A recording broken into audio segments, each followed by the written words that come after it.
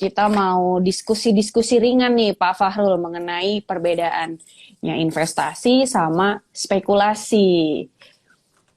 Kan sekarang lagi marak nih ya Pak Fahrul ya, berita-berita mengenai penipuan atau investasi ilegal nih Pak Fahrul. Mungkin kita bisa saling share nih sama teman-teman di sini mengenai case-case tersebut. Tapi sebelum memulai nih Pak Fahrul, mungkin kalau dari Pak Fahrul sendiri, dasarnya nih ya, bedanya apa nih Pak, yang perbedaan dasar antara investasi dan juga spekulasi? Oke. Perbedaan dasarnya ya antara investasi dan spekulasi. Saya bahas persamaannya dulu aja ya. Persamaannya sama pengen cari cuan. Boleh. Itu dulu ya pasti, bahwa ya memang itu mereka pengen nyari keuntungan. Lalu apa bedanya antara investasi dan spekulasi?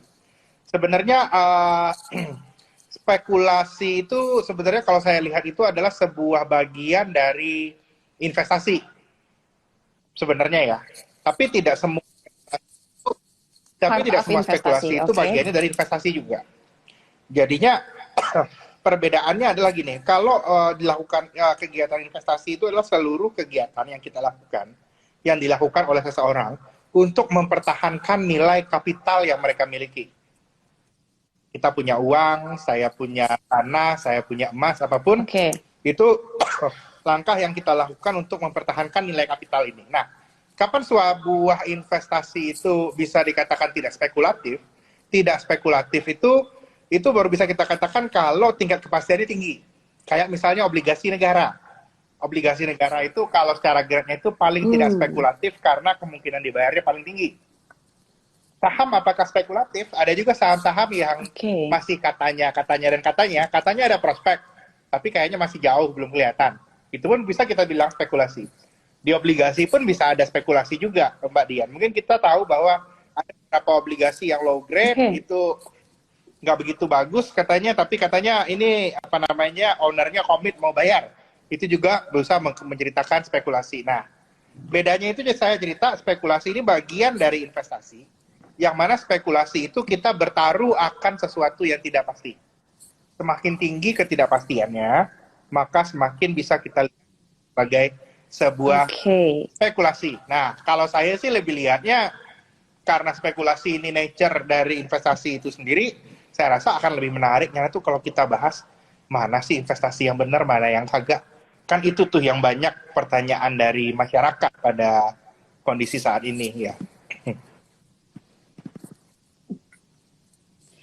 Yes, betul. Karena sekarang investasi yang nggak beneran investasi pun juga memberikan apa ya, Om? Pak, kayak iklan-iklannya gitu semua meyakinkan gitu ya, Pak Fahrul. Mungkin nanti kita akan bahas lebih lanjut ya. Kalau tadi dari dasar yang Pak Fahrul sampaikan, berarti bisa dibilang spekulasi itu bersifat untung-untungan lah ya Pak Fahrul ya. Jadi sebenarnya nggak ada dasar kalau yang... kita tidak punya kontrol, hampir 100% kita tidak punya kontrol, tidak punya kepastian akan hal ini, itu namanya spekulasi. Dan semakin kita tidak bisa menjelaskan, ya misalnya kita main saham, untung. Tapi kita nggak bisa jelasin kenapa kita untung, itu spekulasi pada dasarnya. Karena kita... Beda dengan menyadari tingkat risiko dong ya Pak Fahrul ya? Itu yang kita, kalau menyadari tingkat resiko, kita tahu kita mau pasang resiko kita sejauh mana. Itu juga hal yang penting ya dalam seni melakukan investasi. Oke, nah kalau kita kaitkan sama tadi ya, yang sekarang marak terjadi nih Pak Fahrul ya.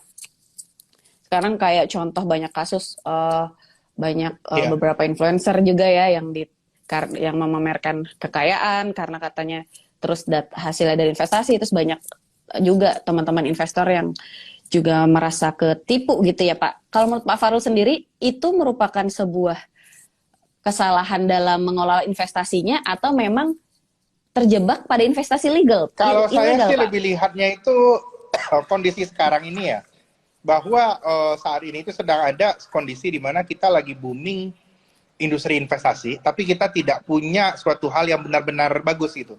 Sama kan seperti kita ke pasar, ketika kita ke pasar semua orang bakal bilang bahwa buah-buahan yang mereka jual paling bagus atau sayuran mereka yang paling bagus dengan segala cara. Itu yang sebenarnya banyak dilakukan oleh dalam tanda kutip itu beberapa mungkin influencer nakal ya yang ceritanya ada terus dia melakukan penipuan dan lain-lain. Nah, terkait hal ini saya selalu ini ya kalau ketemu banyak investor baru saya selalu ingatkan ada sebuah pepatah lama dari barat itu yang ceritanya seperti ini. Wealth is whispering. Wealth itu, orang kaya itu bisik-bisik aja. Nggak cerita-cerita. But the poverty scream. Poverty itu menjerit bahwa, oh iya saya susah, saya butuh dibantu, dan lain-lain. Makanya dengan fenomena yang ada kejadian sekarang ini, apa namanya, crazy rich, mereka kekayaan mereka untuk nanti bisa mengattract, ayo berinvestasi dan lain-lain, saya sebenarnya itu ngerasa itu aneh. Karena saya mungkin untuk hal ini saya sangat old school ya. Yang saya percaya itu yang namanya kekayaan, yang namanya wealth itu bisik-bisik, whispering. Pada nggak mau kalau orang kaya itu ngobrolin.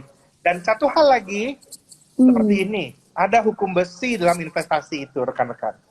Kalau investasi itu sudah diobrolin beramai-ramai, everybody already talk about it. Saya bilang forget it. Karena seperti hukum supply demand, ketika orang udah rame-rame juga yang ngejar investasi itu biasanya returnnya turun. Itu juga hal yang saya lihat itu harus dilihat. Nah, ini perbedaan sebenarnya agak material ya antara membeli membeli barang biasa sama beli produk keuangan. Beli barang biasa buat dihabiskan. Nah, itu beda. Ini buat beli produk keuangan itu buat disimpan.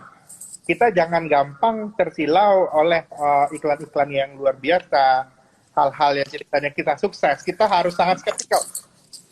Karena saya lihat itu mungkin untuk yang baru-baru ya, kesan ingin coba-cobanya itu tinggi. Padahal yang saya lihat itu selama ini adalah investor-investor yang sukses sebagian besar adalah sangat skeptis, sangat sinis sekali. Bukannya kita nggak boleh optimis ya, tapi attitude dalam kepala kita harus punya skeptism, sinism. Masa sih bisa kayak gitu? Masa sih untungnya bisa besar? Itu harus selalu ada di dalam kepala kita. Harus kritis ya Om, harus kritis melihat kalau untuk sesuatu, investasi betul. itu berbeda dari yang lain. Kita jangan tanya aja why, tapi bertanyalah why not lebih sering. Kenapa kapan ini sebuah skema itu hancur? Kalau misalnya kayak banyak kasus belakangan ini ya, kita mesti paham. Jangan lihat uangnya saja. Kalau lihat uangnya saja, kita bisa terjebak di, ada istilahnya mungkin yang populer dibilang monkey business. Monkey mungkin banyak orang bilang Ponzi bisnis gitu ya. Ya, nah menarik nih Pak Fahrul. Mungkin kalau kita lihat beberapa kasus ini kan salah satunya itu yang lagi ramai binary option ya Om, ya Pak ya. Nah sebenarnya apa itu binary option dan bagaimana cara kerjanya? Sebelum cerita binary option itu saya cerita dulu sama ada namanya itu kontrak option dulu ya. Itu derivatif. Kontrak option, Derivatif misalnya Mbak Dian mau beli, ini kan minyak goreng lagi mahal nih Mbak Di. Terus saya tiba-tiba bisa aja jual kontrak sama Mbak Dian gini. Saya jamin saya kasih Mbak Dian 1 liter di bulan depan, tapi tidak hari ini. Saya jamin deliver 1 liter di bulan depan di harga 20.000. Harga 5.000, Mbak Dian bayar premi 4.000 ke saya. Tapi saya jamin Mbak Dian dapat 20.000, dapat doakan harga tertentu, nambah premi kan, harganya 15.000. Kalau harga udah tinggi sekarang ya, saya misalin ya, harganya 15.000 tambah premi saya deliver ke Mbak Dian. Itu pada dasarnya itu adalah ini bentuk yang asli yang namanya itu lindung nilai. Menghilangkan volatilitas di pasar dengan memberi kepastian satu, misalnya saya akan deliver suatu harga kepada Mbak Dian di masa depan dengan Mbak Dian memberi saya fee tertentu, ada preminya, kayak asuransi. Konsepnya itu mirip asuransi. Nah, binary option ini lebih eksotis lagi sebenarnya Mbak Dian. Binary option itu kan kalau yang kejadian ini lebih ini lagi bahwa kalau saya tadi itu kan apapun yang terjadi saya deliver kan optionnya. Saya Mbak Dian mesti ambil 20.000 gitu. Misalnya saya kasih. Binary option ini itu lebih eksotis lagi. Ini sebuah transaksi keuangan yang memberikan hak pada suatu orang itu kalau tebakannya benar. Kalau misalnya Mbak Dian benar bahwa harga minyak goreng nanti di atas 20.000, atau harga batu bara di atas 300 bulan depan. Kalau benar harga batu bara atas 300 bulan depan, maka Mbak Dian uangnya akan double. Tapi kalau nggak dapat, hilang apa-apa. Oke. Itu lebih eksotis lagi. Nah, Anda pernah binary option? Oke. Itu terjadi ya, ini isunya nggak di Indonesia saja, banyak di negara maju. Di banyak negara maju itu sudah tidak diregulasi di bawah Financial Service Authority atau OJK dari negara masing-masing itu. Tahu nggak, di Inggris itu binary option ini dimasukkan regulasinya di bawah apa coba? Hah? Dimasukin di bawah gambling committee. Ada memang sebuah komisi yang terus memang ada yang memang ada ya. Apa namanya, ada peraturan soal perjudian kan. Itu negara yang memang ada judi di sana dilegalkan, itu tuh masuknya itu binary option dalam ranahnya itu gambling. Kalau saya lihat this is dangerous, kita tidak bisa menilai ini sebagai sebuah investasi. Karena ceritanya itu yes or no perbahasannya. Yes or no. Lebih ke spekulasi berarti kan ya Pak? Tadi. Spekulasi itu bagian dari investasi. Investasi itu ada nilai tambahnya. Itu perbedaan antara investasi judi ya. Investasi ini lebih bertaruh berarti ya Pak? Lebih ke bertaruh. Bertaruh, benar. Ini ada barangnya, ada nilai tambah. Kalau investasinya ada nilai tambahnya. Oke. Nah, kalau yang kemarin kejadian itu, sorry, berarti kan ini di Indonesia sendiri juga memang ilegal ya, Pak Fahrul ya, karena sifatnya tadi ya bisa dibilang lebih ke perjudian tadi ya Pak ya. Bisa dibilang. Itu apakah itu aset keuangan? Saya juga itu pertanyaan. Kalau menurut saya aset keuangan itu selalu merupakan suatu form back to back antara aset dan liabilities. Saya beli aset, misalnya saya beli aset obligasi negara. Obligasi negara itu merupakan liabilities dari Republik Indonesia, kayak gitu. Saya beli saham. Saham itu merupakan klaim saya terhadap aset sesuatu. Pertanyaannya, ini klaim terhadap apa? Ini klaim terhadap sebuah sebuah pertaruhan, itu kira-kiranya. Saya sih lihatnya memang ranah itu hal yang kita lihat ini tidak ada di di peraturan otoritas jasa keuangan kita. Dan karena itu dilihat fenomena binary option ini, saya lihatnya itu mungkin kalau kita lihat contohnya di berbagai negara itu tidak digolongkan pada investasi, digolongkan pada perjudian. Di Inggris diregulate benar, di pemerintah di sana diregulate, tapi under gambling committee. Seharusnya itu tidak dibahas di forum ini, karena kan kita forumnya bukan forum investasi, bukan forum perjudian. Yes, betul. Jadi lebih ke itu ya, tidak ada aset yang tidak ada nilai tambah gitu ya Pak Fahrul ya. Kalau nilai tambahnya nilai tambah, tidak ada aset dan nilai tambahnya. Kenapa kita dapat nilai tambah? Karena perusahaan itu dapat revenue, ada penjualannya. Lebih jelas ya Pak, dibayar ke kita kan. Kira-kira seperti itu. Begitu pula saham dan lain-lain. Ini tidak ada. Itu pure bahwa uang yang kita dapatkan ini menang itu adalah uang dari kekalahan member yang lain. Itu kita jangan lupa. I see. Berarti masuk ke itu Ponzi beda ya lagi. Pak? Apa jadi beda lagi? Beda lagi.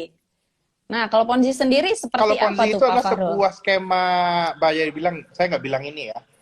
Saya bilangnya itu sebuah spekulatif scheme, di mana Ponzi ini merupakan sebuah usaha yang dilakukan beberapa pihak untuk untuk mengakumulat dana dalam jumlah besar dengan menjanjikan return tertentu kepada orang yang ikutan, di mana yang return ini didapatkan dari mana? Didapatkan dari biasanya itu dari member baru.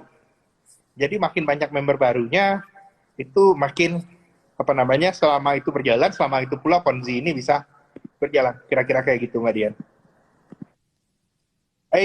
Piramida. Dan kalau cerita Ponzi scheme ini biasanya agak berat ya sebenarnya, itu membedakan mana yang pure Ponzi scheme sama yang ada nilai tambahnya.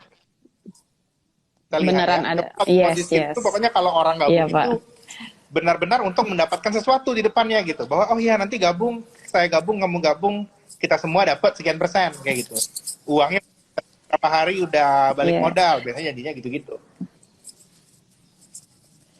Oke, gali lubang tutup lubang bisa dibilang ya Pak Farul ya.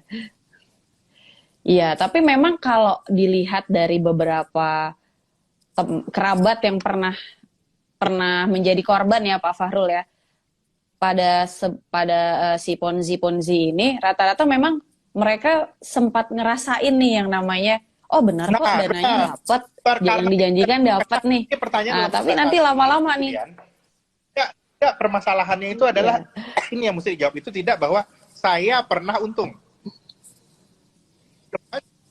Orang main saham betul, juga, apakah pernah. saya pernah untung? Pernah. Apakah pertanyaannya adalah dalam Pernah jangka pasti. panjang saya terus main, saya lebih banyak untung apa ruginya? Dan untung itu bisa Nah, dikasih itu terus tergantung. menerus, itu hanya bisa terjadi kalau di sistem itu beneran ada nilai tambahnya. Ada ekonomi yang berkembang kayak gitu kan, ekonominya berkembang baru kita bayar dividen, Betul, bayar Pak. kupon obligasi, itu baru bisa kita lihat itu benar itu. Kalau ternyata pembayaran itu didapatkan dari member baru, itu saya lihat apa namanya ada chance bahwa skema Ponzi ini suatu saat itu kalau dari sejarahnya di mana-mana akan ada waktunya itu kolaps. Karena konsepnya paling enggak ya kalau yang benar-benar piramida dua Yes. pangkatnya. Dua pangkat satu, dua pangkat dua, empat, dua pangkat tiga, Apa, Pak? 8, 6, 3, 2, dan seterusnya. Kita nggak tahu. Oh, Paling nggak ada batasan. Selalu konsep yes, yes. Ponzi itu paling tidak batasannya itu adalah jumlah populasi yang ada. Memangnya hampir semua manusia akan ikutan. Itu juga harus kita benar-benar lihat. Yes. Ada masanya pasti nanti tumbang ya, Pak. Pernah ada orang yang untung, belum tentu itu berarti investasi yang bagus. Saya udah untung kok di situ, dia beneran kok bayar saya. Memang beneran itu dibayar. Tapi kita harus mengerti kenapa dia bisa bayar. Kayak analisa obligasi dia bahwa dia bisa bayar kenapa? Oh, ada yang bantuin gitu. Atau memang bisnisnya bagus kok, semua orang pengen bisnis sama dia. Itu hal yang berbeda. Oke, balik lagi ke poin tadi berarti ya Pak Farul ya. Kritis, ada aset dasar dan juga ada nilai yang berkembang ya Pak Farul ya. Jangan yang ditawarkan itu ini investasi benar itu selalu menawarkan nilai yang berkembang, tidak menawarkan keuntungan. Betul lihat nih. Nah, itu poinnya loh teman-teman ya. Poin penting, beberapa poin penting yang bisa kita ambil sampai saat ini keuntungan doang. Itu. Yang menjanjikan keuntungan doang itu tandanya mereka tidak ingin menaruh investasi tapi mereka ingin uang Anda. Itu ya. Iya, kita juga harus melihat adanya transparansi ya Pak Farul ya dari apa namanya yang menawarkan itu tadi, informasinya transparan, terus juga dokumen-dokumen ini ya, bahwa satu hal ini terutama mungkin buat anak-anak muda masa kini yang baru masuk bisnis lain, satu hal harus kita ingatkan bahwa bisnis itu tidak segampang apa namanya itu membalikkan telapak tangan. Begitu juga investasi. Bahwa nyari return yang bagus itu penuh perjuangan sebenarnya. Kalau kita lihat bahwa kenaikan harga saham yang gila-gilaan atau misalnya ada skema Ponzi apa yang jualan tiba-tiba bagus, itu tidak pernah ada satu apapun itu yang bertahan selamanya. Itu satu hal yang kita ingat dalam investasi. Tidak pernah apapun itu selamanya. Karena itu kita harus review dan lihat terus. Dan biasanya kalau yang Ponzi ini salah satu tandanya kita tahu dari awal itu bahwa skema ini tidak sustainable dan suatu saat pasti akan berakhir ketika membernya sudah nggak bisa nambah lagi. Kalau populer dulu ingat nggak? Betul. Pernah jadi namanya salah di satu ATM lagi. ada selebaran triple M, manusia membantu manusia, kalau pernah dengar. Itu bahasa itu ambil dari orang Rusia punya game itu money game. Mandili, Mafrial, itu pernah kejadiannya. MMM itu yang namanya skemanya MMM. Itu dulu kira-kira kayak gitu dia mau transfer ke rekening si A, transfer ke rekening si B. Kan akhirnya skema si B dapat uang kan? Oh iya beneran loh, ini jalan manusia membantu manusia. Tapi yang boncos adalah yang masuk paling belakangan. Ya, belakang. Nilai tambah. Iya. Banyak sih kalau sebenarnya lumayan banyak ya skema Ponzi ini di Indonesia ya Pak Farul ya. Kayak dulu gimana ada yang berkedok advertising digital, ada yang travel haji juga bahkan ada, terus juga sebuah apa namanya platform hiburan ya, yang suruh subscribe, cari member baru lah, itu banyak sih. Ya kira-kira ciri-cirinya seperti itu ya teman-teman. Biasanya kalau Ponzi itu salah satu yang menonjol, kita nggak disuruh menjalankan bisnis apa-apa, tapi hanya mencari member baru lah. Itu salah satu yang perlu kita cari tahu tuh kalau ada penawaran sebuah investasi yang seperti itu. Oh iya, itu salah. Benar nggak tuh Pak? Sustainability di Ponzi scheme itu ditentukan dari seberapa banyak kita bisa hire member baru.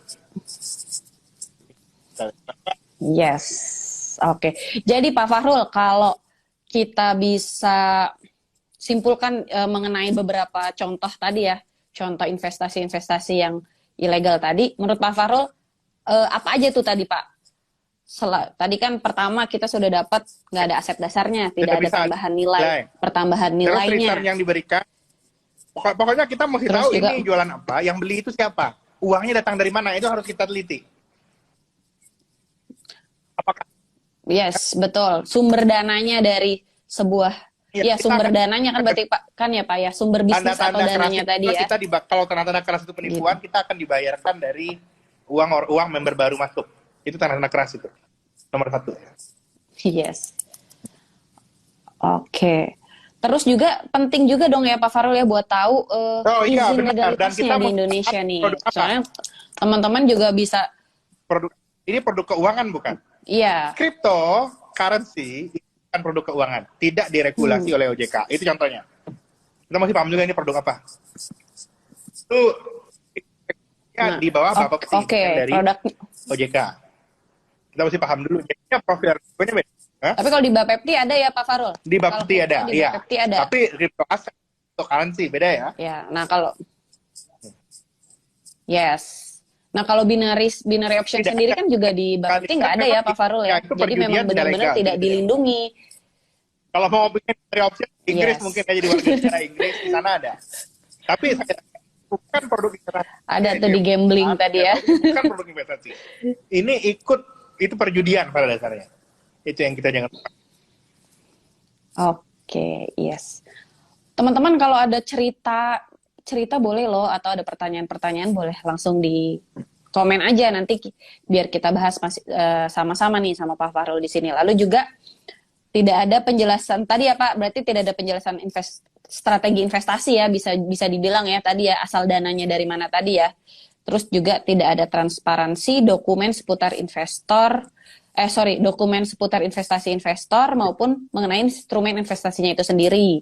Dan juga ada beberapa kasus saya lihat kesulitan menarik dananya ya Pak Fahrul ya. Jadi mereka pada saat mau narik dananya di sebuah platform yang disediakan sama si investasi ilegal ini, baik customer service-nya maupun pihak-pihak terkait itu nggak bisa dihubungin tuh teman-teman. Jadi hati-hati ya teman-teman ya.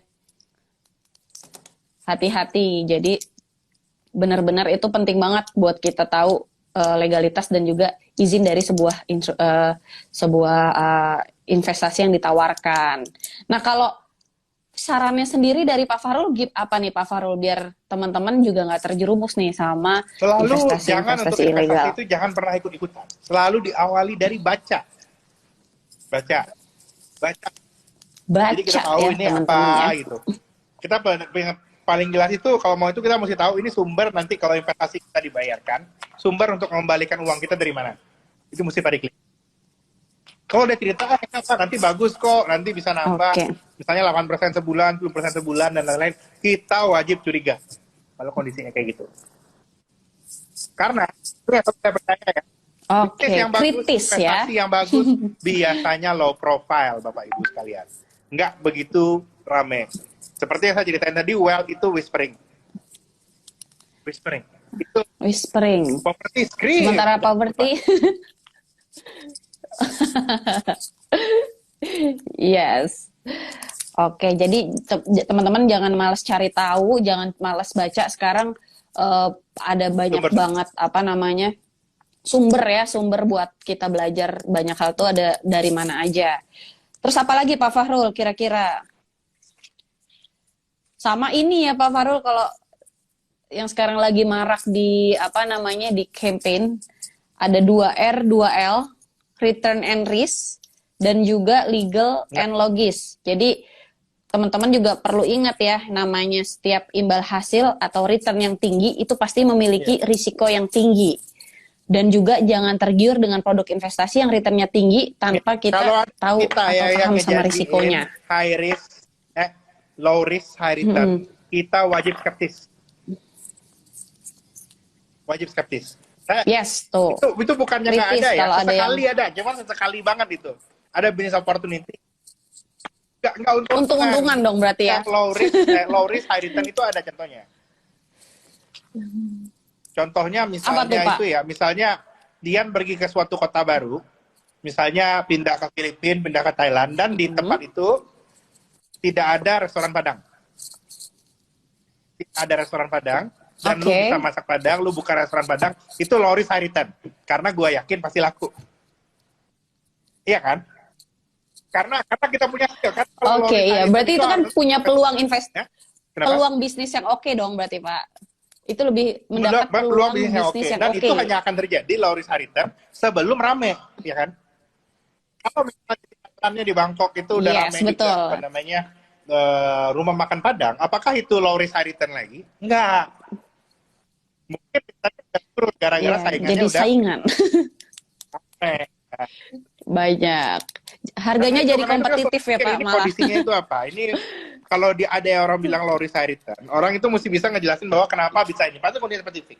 Karena hal yang paling normal kejadian itu adalah high risk high return. Pokoknya 90% yang bilang high return low risk itu bokis. Itu bokis. Kecuali kondisinya kayak tadi, kita buka rumah makan Padang di kota yang belum ada. Itu benar-benar golden opportunity. Kebetulan kita bisa juga, dan itu sangat jarang.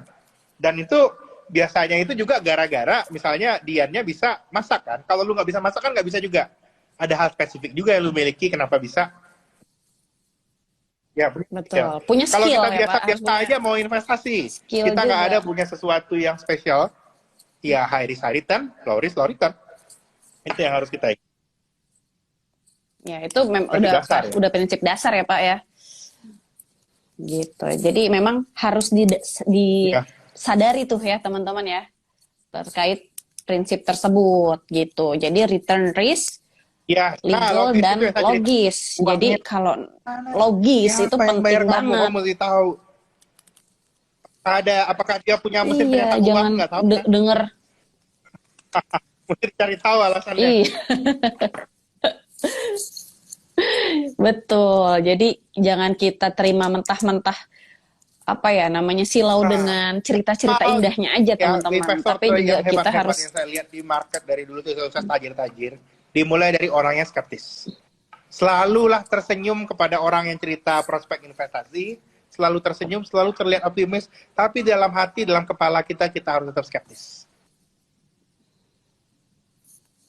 Harus curiga, bukan curiga yang aneh-aneh sih ya Pak, tapi lebih ke mempertanyakan.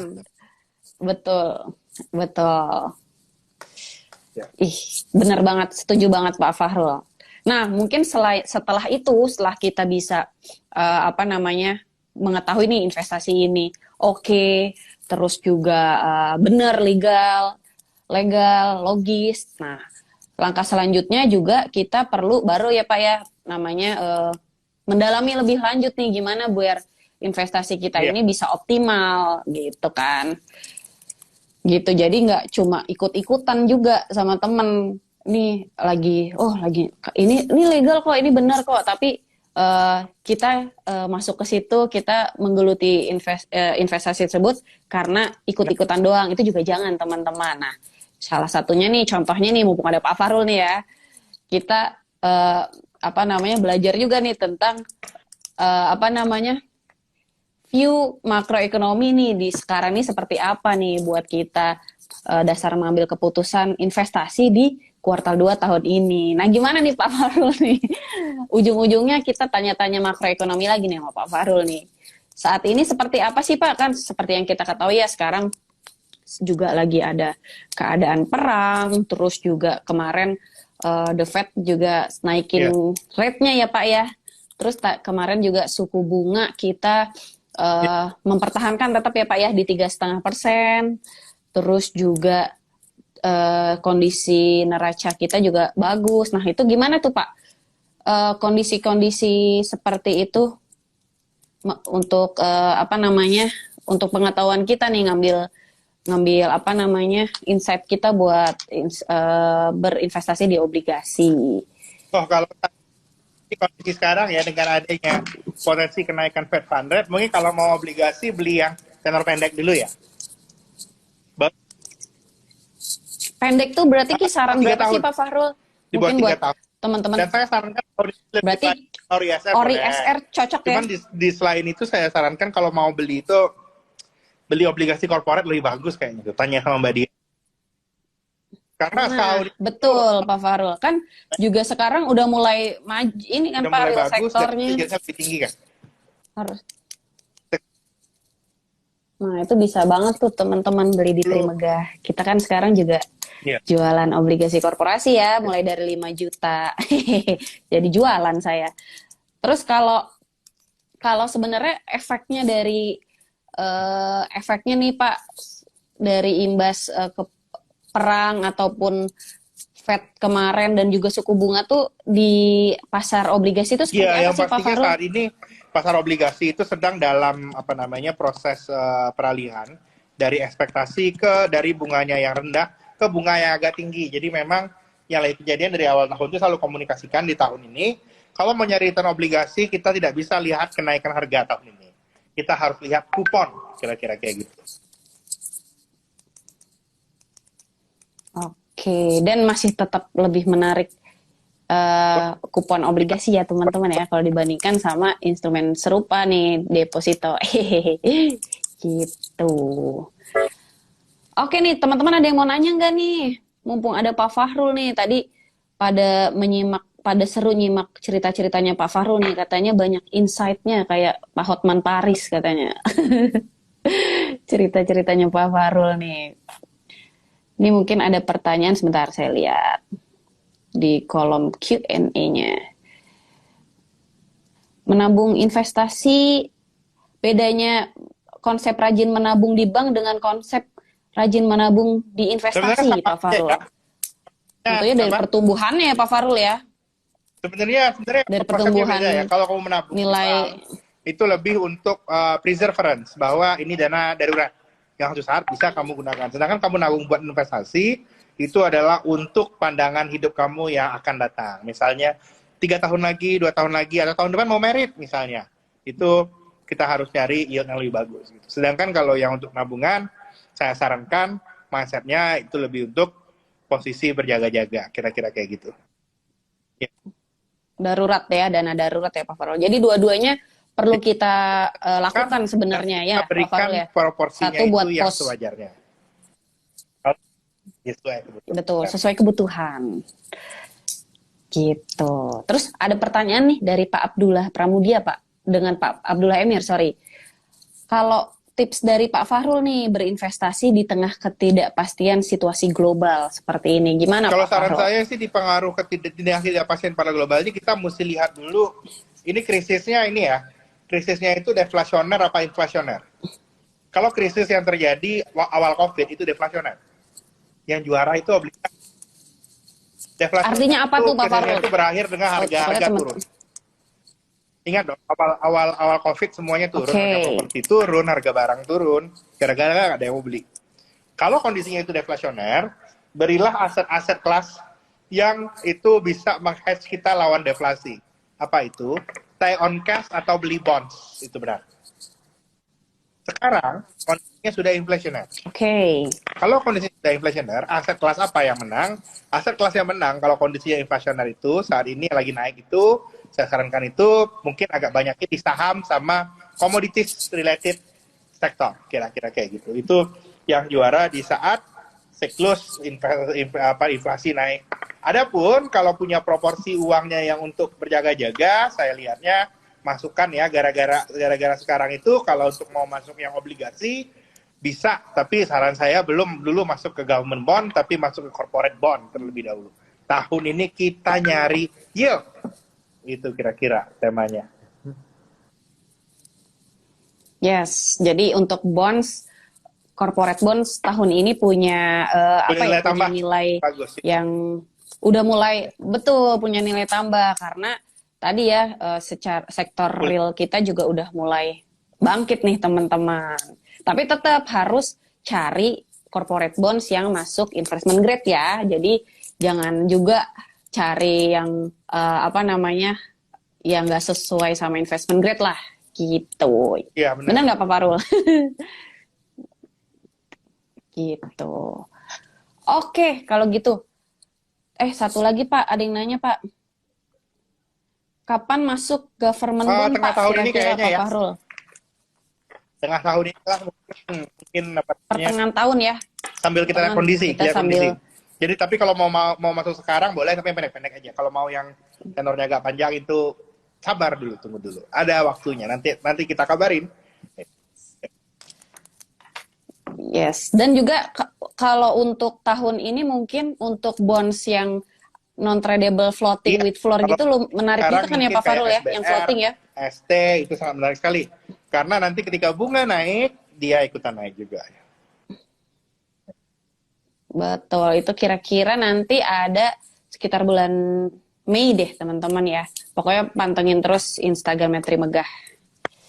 Oke, teman-teman kalau memang sudah tidak ada pertanyaan lebih lanjut, thank you banget Pak Fahrul untuk waktunya, sangat bermanfaat. Kita jadi bisa tahu ya mana yang investasi, mana yang pura-pura investasi ya.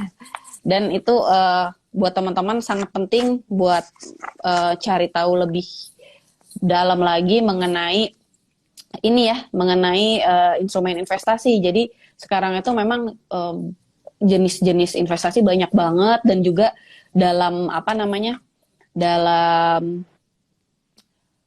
ngiklaninnya pun juga pintar banget teman-teman. Tapi kita juga harus lebih pintar. Jadi kita juga harus lebih kritis dan lebih banyak cari tahu tentang investasi-investasi tersebut. Mungkin Pak Farul ada yang mau disampaikan? Ada tambahan? Saya rasa cukup ya dari saya ya. Oke, kalau gitu thank you banget Pak Fahrul dan juga teman-teman yang udah join. Selamat berakhir pekan. Selamat sore.